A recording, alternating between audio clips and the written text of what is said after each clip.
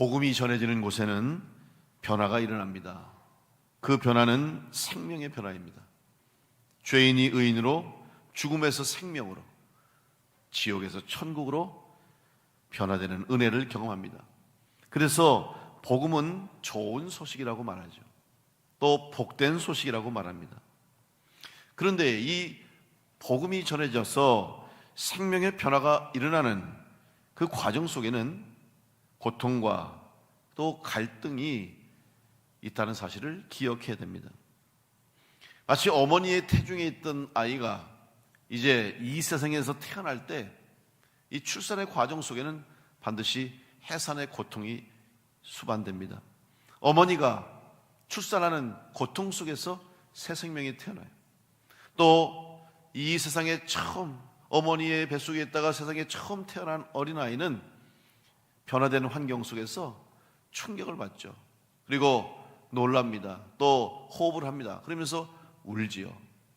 이제 이 세상에서 처음 살아가는 첫 생명, 첫 순간 많은 그의 몸의 변화, 상황의 변화, 환경의 변화로 아마 큰 충격을 받았을 거예요. 우리는 영적으로도 마찬가지입니다. 새로운 우리의 영적 삶의 변화를 이루기 위해서, 또 우리 그리스도인으로 변화된 삶을 살기 위해서는 때로는 우리의 삶에 이런 갈등과 혹은 대립과 또 충격도 있을 수 있다는 사실입니다. 왜냐하면 복음이 전해지는 곳에는 더 이상 악한 영들, 마귀와 사단들이 존재할 수 없기 때문에 영적인 싸움이 있다는 것입니다. 우리가 지금까지 사도행전 강해를 통해서 살펴봤듯이 여러분, 사도 바울이 전도여행을 하면서 복음을 전할 때마다 예수 그리스도의 십자가의 복음이 선포되는 곳마다 항상 악한 영들과의 대립이 있었어요. 반발하고 반대하고 공격하는 이러한 악한 영들의 공격이 늘 있었다는 사실을 우리는 보아서 알 수 있습니다. 너무나 당연한 결과라고 할 수 있습니다. 왜냐하면 어둠과 빛이 공존할 수 없듯이 하나님의 영과 이 세상의 거짓 영들과 악한 영들이 함께할 수 없기 때문입니다. 오늘 본문의 말씀도 마찬가지입니다. 이제 사도 바울이 에베소에서 복음을 전하고 예수 그리스도의 십자가의 복음을 전할 때 그 에베소가 시끄러워졌어요. 소동이 일어났어요. 요란해졌습니다. 그리고 그뿐만이 아니라 많은 사람들 이해관계에 따라서 서로 갈등을 갖게 됐고 대립하게 되었고 또 그 일로 인해서 많은 사람들이 분노하게 되었습니다. 오늘 사도행전 19장 23절의 말씀 보니까 그때쯤 되어 이 도로 말미암아 적지 않은 소동이 있었으니, 이 도는 바로 예수 그리스도의 십자가의 도, 복음을 말하는 것입니다. 복음 때문에 지금 에베소에 소동이 일어났다는 것이죠. 복음이 전해지는 곳, 예수님의 구원과 십자가의 사랑입니다. 그런데 이것을 듣고 믿고 구원받은 성도들은 그들의 삶에 변화가 있기 시작합니다. 그들의 삶에 새로운 생명의 변화가 일어나기 시작하는 것이죠. 그러다 보니 사실은 복음은 좋은 소식, 우리에게 복된 소식, 그리고 우리를 평안케 하는 은혜가 있지만 동시에 이 복음이 우리 가운데 역사하기 시작하면 새로운 도전과 결단을 요구하게 됩니다. 오늘 본문의 이 말씀은 당시 에베소 사람들에게 또 지금 이 시대를 사는 우리들에게도 동일한 질문을 던지고 있습니다. 복음이 과연 나의 삶 속에서, 내 삶 속에서 살아 역사할 때 때로는 이 복음이 우리를 불편하게 할 수도 있다는 것입니다. 또 우리들의 신앙을 흔들 때도 있다는 거예요. 우리의 삶이 흔들리는 경험을 할 수도 있다는 것입니다. 그때 과연 우리는 무엇을 선택할 것인가? 우리의 신앙과 삶의 기준이 무엇인가를 우리는 생각해야 된다는 것이죠. 바울이 에베소에서 복음을 전함으로 그 속에 일어나는 복음의 역사와 능력을 따라서 이제 새로운 변화가 있게 됐는데, 먼저 첫 번째 그 삶의 기준을 무엇으로 삼아야 되냐? 바로 복음은 결코 중립적이지 않다는 것이에요. 오늘 말씀에 바울은 에베소를 떠나서 이제 예루살렘을 거쳐서 로마로 가기를 원했어요. 마지막 사도 바울의 전도 여행의 목적지 로마로 향하기를 원했습니다. 계획을 세웠습니다. 그런데 이제 에베소에서 다시 한번 복음을 전했던 이 사도 바울을 통해서 사도 바울은 원치 않는 또 큰 사건에 휘말리게 됩니다. 그 사건은 도시 전체를 휩쓸었습니다. 그 중심에 에베소에 있는 이 은장색, 그러니까 은으로 만든 물건을 만드는 사람이죠. 장인입니다. 그래서 아데미 신전에서 아데미의 여신상을 축소해서 조그맣게 은장품을 만드는 그런 장인인데, 이 데메드리오라고 하는 이 장인이 사람들을 선동하기 시작합니다. 이유가 뭐냐 하면 바울이 전한 복음, 바울이 전한 예수 그리스도의 십자가의 도에는 손으로 인간이 만든 모든 것은 다 우상이다, 다 가짜신이다, 참신이 아니다. 그래서 오직 한 분이신 하나님만을 섬겨야 되고, 하나님께서 우리에게 보내주신 예수 그리스도만을 믿는 자가 구원을 얻을 것이고 그분이 진짜 참신이다라고 하는 이 복음을 전했어요. 그렇게 되니까 그러면 자기들이 지금 아데미 신전에서 아데미 여신을 섬기는 사람들에 의해서 그들이 제사를 드리고 우상을 숭배하고 나오다가 작은 기념품으로 아데미 여신상을 은으로 예쁘게 만든 거예요. 이걸 팝니다. 그래서 왔다가 그걸 가져가서 집에도 갖다 놓고 또 집에서 그것을 가지고 섬기면서 복받기를 원하는 그런 사람들의 마음을 이용해서 그 물건을 파는 거예요. 이것이 그들의 생계입니다. 근데 이 물건을 파는 사람이 상당히 많았던 것 같아요. 그만큼 많은 사람들이 이 에베소에 와서 아데미 신전에서 제사를 드렸던 거죠. 지난번에 말씀드린 것처럼 아데미 신전의 규모가 파르테논 신전보다 몇 배가 됐어요. 그래서 얼마나 규모가 큰지 몰라요. 그러다 보니 지금 이들이 두려움을 느낀 거예요. 야, 바울이 지금 괜히 우리 도시에 와서 이렇게 그가 전한 도 때문에, 복음 때문에 우리가 생계를 유지하지 못할 수도 있겠다. 심지어는 아데미 신전에서 제사하는 사람도 줄어들고, 그러다 보면 우리도 이 은장색 아데미 신상을 만드는 일을 하지 못할 수도 있다. 생계의 위협을 느낀 거죠. 그러니까 분노하기 시작한 거예요. 그럼 왜 이런 문제가 생겼을까요? 복음이 전해졌는데 지금 문제가 생긴 겁니다. 근데 그 문제의 중심이 뭐냐면 변화라는 사실이죠. 바울의 복음을 듣고 사람들이 변화한 거예요. 아데미 신전에 가서 제사 드리는 사람이 더 이상 아데미 신전으로 가지 않았다는 사실이죠. 우상을 숭배하던 사람들이 이제는 더 이상 우상을 숭배하지 않고 하나님을 섬기고 예수 그리스도를 섬기는 일이 일어났기 때문에, 우상 숭배하는 일을 이제는 금했기 때문에 이런 변화가 일어났고, 이 변화로 말미암아 지금 그 도시에 갈등과 문제가 생긴 겁니다.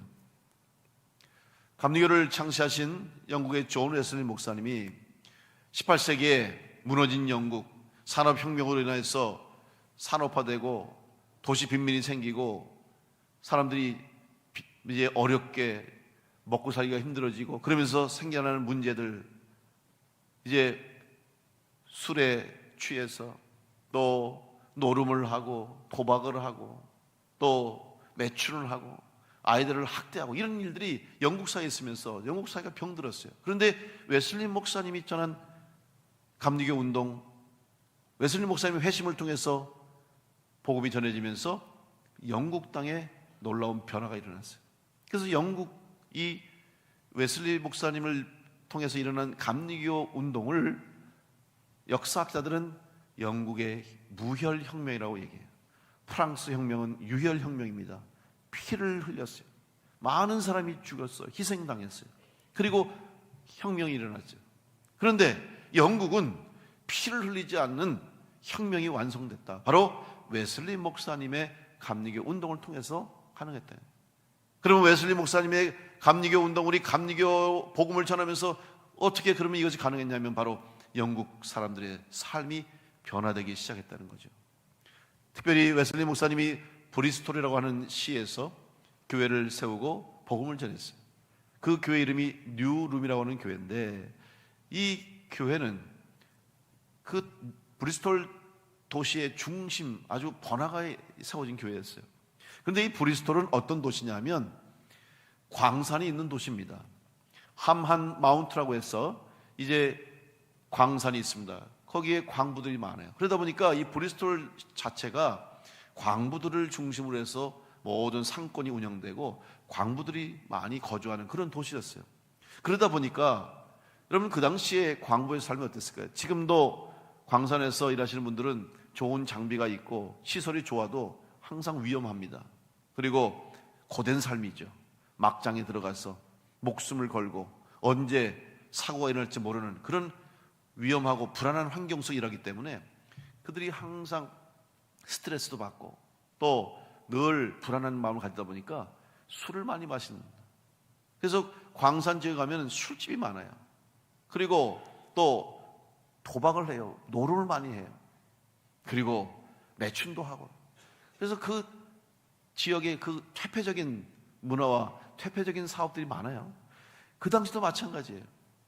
브리스톨에 광부들이 많다 보니까 거기에 상가들이 있는데 번화가에 바로 술집이 즐비하고 노름하는 사람들이 많고 또 몸을 파는 창녀들과 또 매출하는 사람들이 많았던 거예요.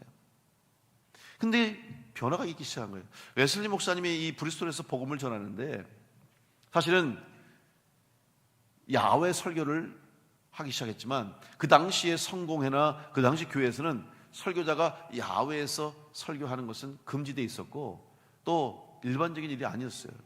그래서 웨슬리 목사님도 이 하만 마운트라고 광산 지역 그 산에서 복음을 전할 때, 설교할 때 마음에 꺼름직했어요. 내가 이걸 해야 되나?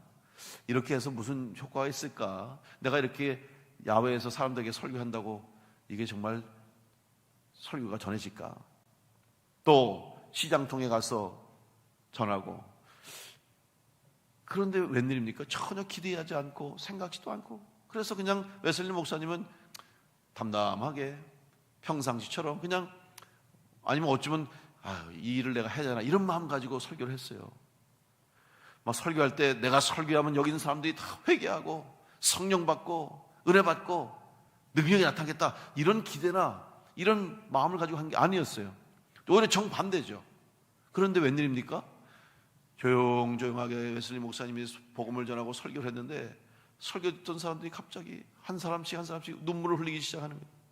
그리고 회개하기 시작하고 주저앉아 울고, 어떤 사람은 막 대굴대굴 굴면서 통곡하기 시작하고, 어떤 사람은 아픈 몸이 낫고 병이 치유되는 역사가 나타나기 시작합니다.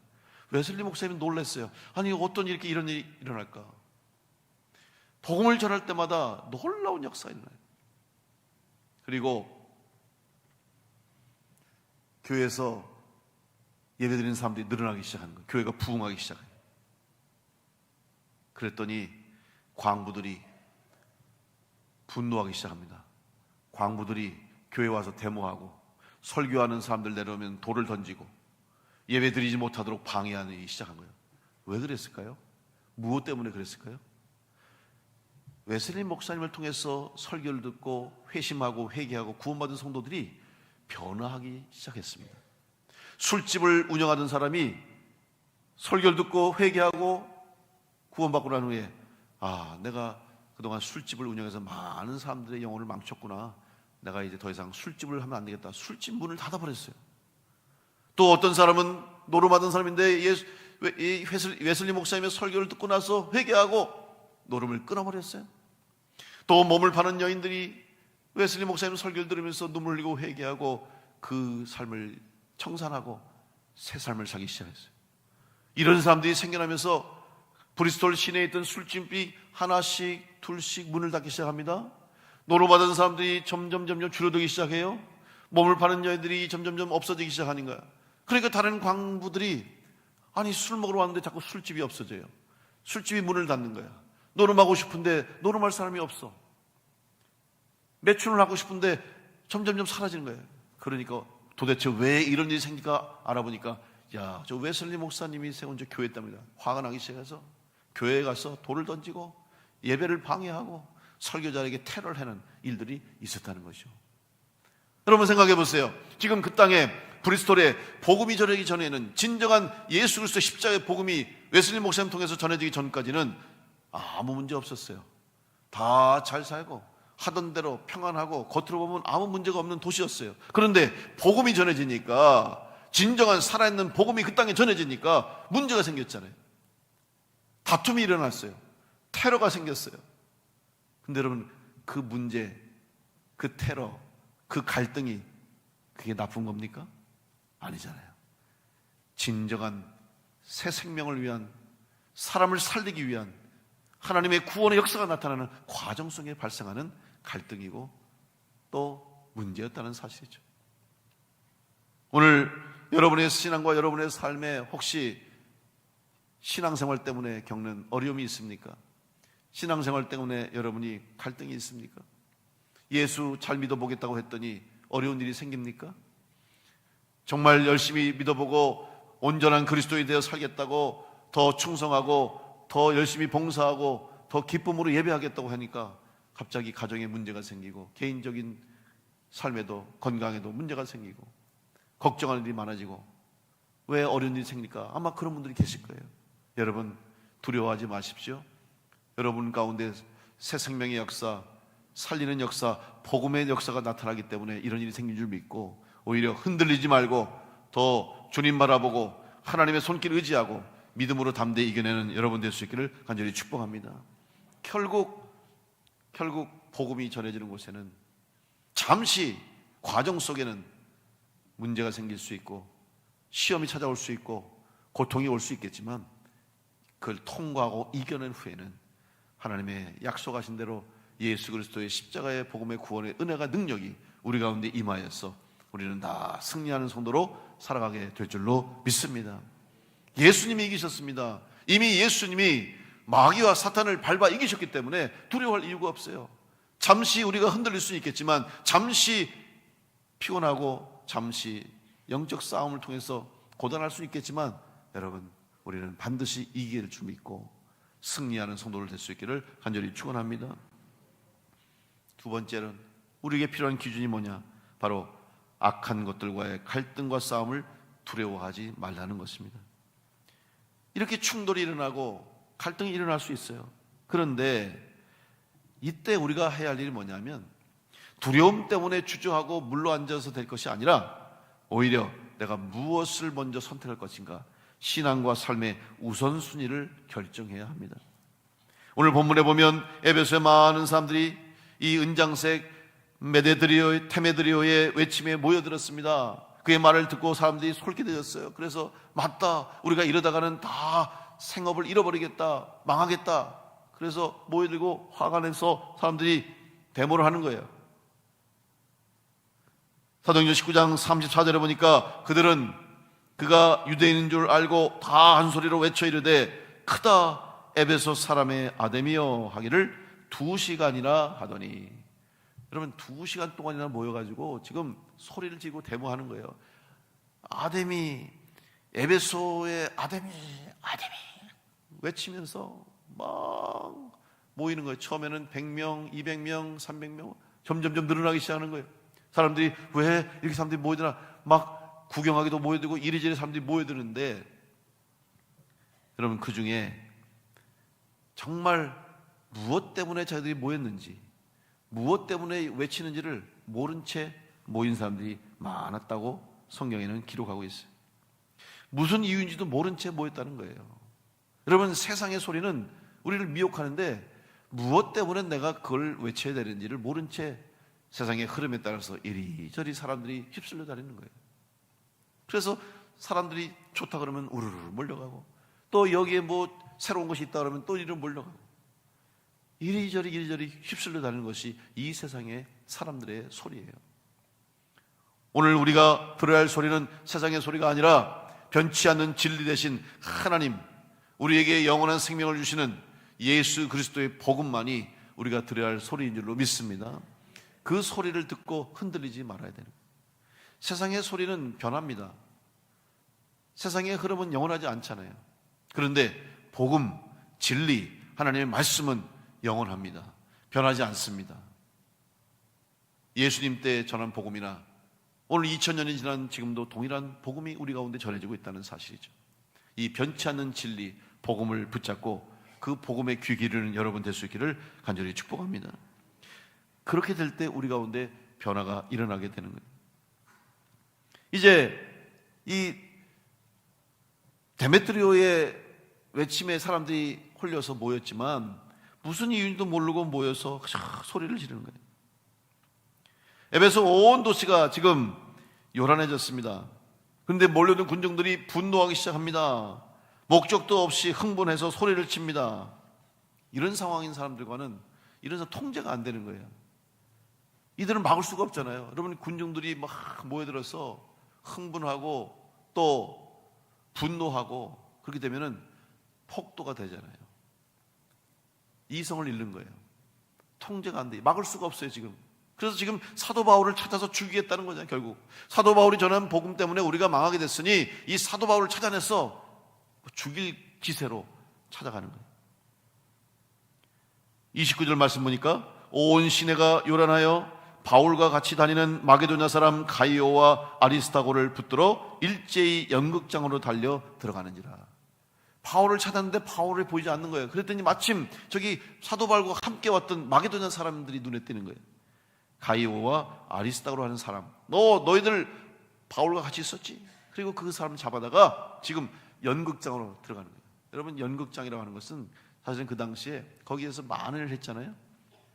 특별히 검투사를 갖다 놓고 사람들을 가서 죽이기도 하고 짐승들을 풀어서 노르게 먹잇감으로 그 죽어가는 과정을 보기도 하는 그런 곳이 그 연극장이에요. 대공연장이죠. 그리로 지금 데려갔다는 것은 거기에서 이 사람들을 죽일 수도 있다는 거예요. 지금 큰 위기를 만났어요. 목숨을 잃을 위기를 만난 거죠. 자, 그런데 그때 바울이 그 소식을 들었어요. 자기와 함께 다녔던 마게도냐 형제들이 지금 잡혀서 연극장으로 들어간다는 소식을 듣고 사도 바울이 달려갑니다. 내가 가서 막겠다. 내가 들어가서 그들을 구해야 되겠다. 들어갑니다. 참 바울이 열심히 있죠. 열정이 대단합니다. 두려움이 없었어요. 지금 거기 들어갔다가는 사도 바울은 영락없이 잡혀서 돌에 맞아 죽을 확률이 높은 거예요. 그런데도 물불을 안 가려요. 사실 사도 바울은 지금까지 전도여행하는 과정 속에 조금도 두려워하지 않았고 주저하지 않았어요. 왜? 자기의 생명을 하나님께 맡겼고 주님께 맡겼고 자기의 모든 전도의 과정 속에 성령님의 인도하심을 알았기 때문에 조금도 두려워하지 않았던 거죠. 그래서 그때도 마찬가지로 이 자기의 형제들이 잡혀갔다는 소식을 듣고 달려가는 거예요. 그런데 그때 같이 있던 친구들과 제자들이 사도 바울을 막아섭니다. 안 됩니다. 지금 당신 저기 가면 당신 죽습니다. 저들을 구하는 것도 중요하지만 주님 주신 사명, 복음 감당하는 것 중요하지 않습니까? 그리고 바울을 막아서요. 보호해주고 결국 사도 바울이 그 위기에서 살아나는 거죠. 여러분, 오늘 우리 교회는 공동체입니다. 우리 신앙생활은, 그리스도의 신앙은 혼자 하는 게 아니에요. 독불장군처럼 나만 잘 믿으면 되지, 나만 예수 믿고 구원받으면 되지, 이게 교회가 아니고 이게 신앙이 아니에요. 우리의 신앙은 교회라고 하는 공동체 안에서 함께 믿음의 길을 가는 것이고 함께 구원의 길을 걷는 것이고 같이 가는 거예요. 그래서 때로는 누가 쓰러지면 이렇게 세워줘야 되고 지쳐있으면 격려해줘야 되고 눈물 흘리는 자의 눈물을 닦아주면서 함께 믿음의 공동체를 이루어서 주님 주신 사명을 감당하는 곳이 교회입니다. 여러분, 누군가에게 여러분이 필요할 수가 있어요. 여러분이 지쳐있는 사람에게 용기를 줄 수 있고 낙심한 주변의 성도들에게는 여러분이 권면하고 세임을 주고 슬퍼하는 성도들을 위로해 주시고 또 마음 아파서 시험 든 자를 다시 이렇게 세워줄 수 있는 그런 일들을 하는 우리 성도들과 그런 교우들이 될 수 있기를 간절히 축복합니다. 여러분 주변에 그런 좋은 성도들이 많기를 간절히 축복합니다. 더 나아가서 여러분이 바로 그런 교우들이 성도가 될 수 있기를 간절히 축복합니다. 그래서 누군가가 나를 도와줄 수 있는 사람이 있어야 되는 거예요. 사도 바울을 주변에 사도 바울과 함께 했던 동역자들이 바로 그런 일을 했던 것입니다. 자, 그러면 이 문제를 어떻게 해결합니까? 걷잡을 수가 없게 됐어요. 사도 바울도 해결할 수가 없어요. 어느 누구도 해결할 수 없어요. 이러다간 정말 사도 바울의 일행들이 쫓겨날 뿐만 아니라 큰 위험을 당할 수 있는 그런 상황이 됐습니다. 그런데 하나님이 사도 바울을 막으셨어요. 그럼 누가 해결해 줍니까? 오늘 말씀 보면 하나님께서 성령을 통해서 서기장을 보내주셨어요. 여러분, 서기장은 당시에 고위 관리였어요. 그래서 많은 사람들에게 권위를 가지고 있었고, 그가 하는 말은 다른 사람에게 설득할 수 있는, 또 다른 사람들에게 영향력이 끼칠 수 있는 그런 사람이었어요. 이런 고위관리 서기장이 갑자기 나타납니다. 그리고 하는 말이 먼저 그들의 마음을 진정시키는 거예요. 여러분 왜 이렇게 여러분 걱정하십니까? 당신들이 믿는 아데미 여신, 맞아요. 우리 에베소 도시는 바로 그 아데미 신전이 있는 도시 아닙니까? 그러니 아데미 여신이 여기 있는데 왜 걱정합니까? 여러분 걱정하지 마세요 하고 그들을 진정시키죠. 그리고 나서 하는 말이 지금 여러분이 잡아오고 데리고 온 두 사람에 대해서 이야기하는 거예요. 이들이 여러분 무슨 잘못이 있습니까? 지금 그들이 현장에서 범죄하다 잡혀온 것도 아니고, 그들이 전한 복음 때문에 여러분이 왔는데, 그들은 물건을 훔친 것도 아니고, 또 그렇다고 아데미 여신을 비방한 것도 아니고, 지금 죄가 없지 않습니까? 그렇다면 나중에 혹시 여러분이 그들에게서 무슨 죄를 찾게 되면 우리 재판하는 날이 있습니다. 또 정기적으로 재판을 하는 날이 있으니 그날 재판장에 가서 이 사람들의 죄를 고발하십시오. 그리고 그들이 죄가 있다면 벌을 받게 하십시오. 지금은 이들을 벌할 수 이유가 아무 없습니다. 범죄하는 것이니 이들을 놓아주려고 얘기하는 거예요. 그걸 아마 바울이 가서 얘기했으면 안 들었을지도 몰라요. 또 일반 사람들이 가서 얘기했으면 누가 들었겠어요. 그런데 서기장이라고 하는 사람이 가서 그 말을 할 때 그들의 마음이 움직여지게 됐다는 거예요. 여러분, 근데 갑자기 서기장이 왜 나왔어요? 갑자기 서기장이 거기 왜 등장합니까? 여러분, 하나님의 방법이요 하나님의 계획인 줄로 믿습니다. 전혀 예상하지 못했던 서기장이 등장하는 거죠. 바울이 요청했습니까? 서기장에게 바울이 가달라고 했습니까? 아니에요.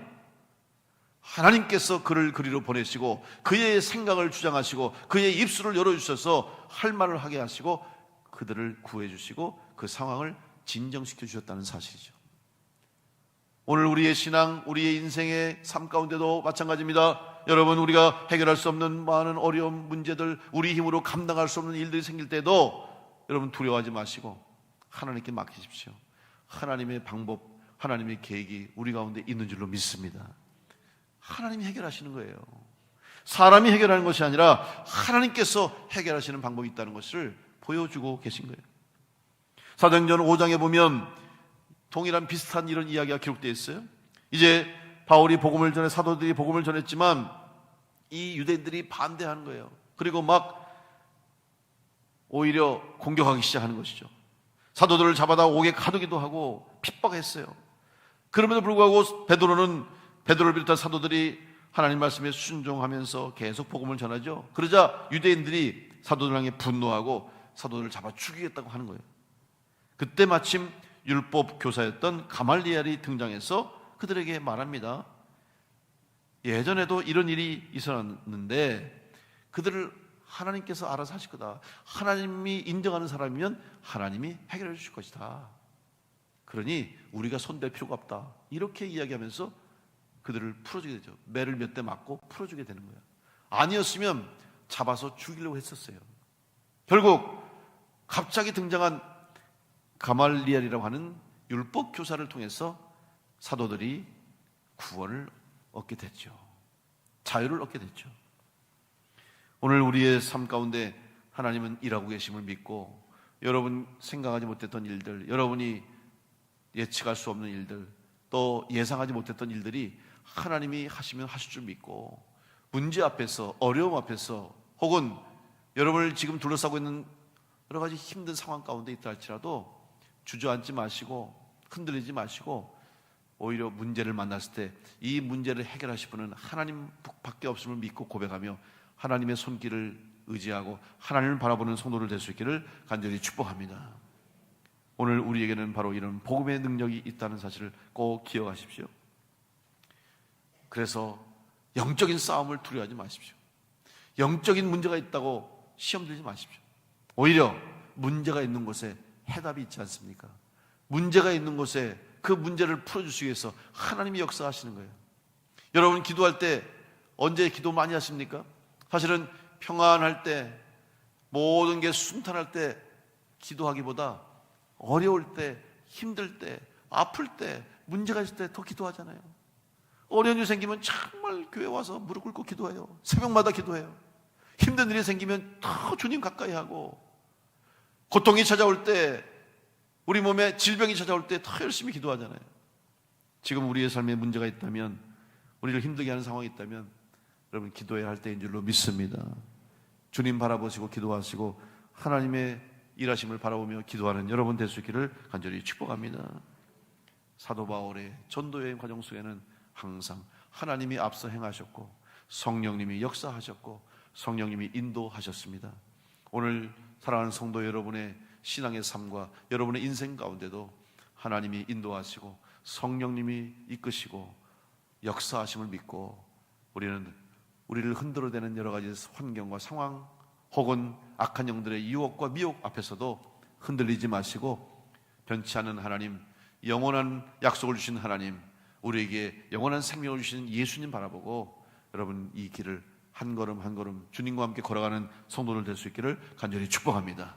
그래서 끝까지 마지막 순간까지 주님 앞에 서는 그날까지 흔들리지 말고 주의 힘 덧입어서 마지막까지 승리해서 생명의 멸류관을 얻는 믿음의 성도들로 승리하시기를 간절히 축원합니다.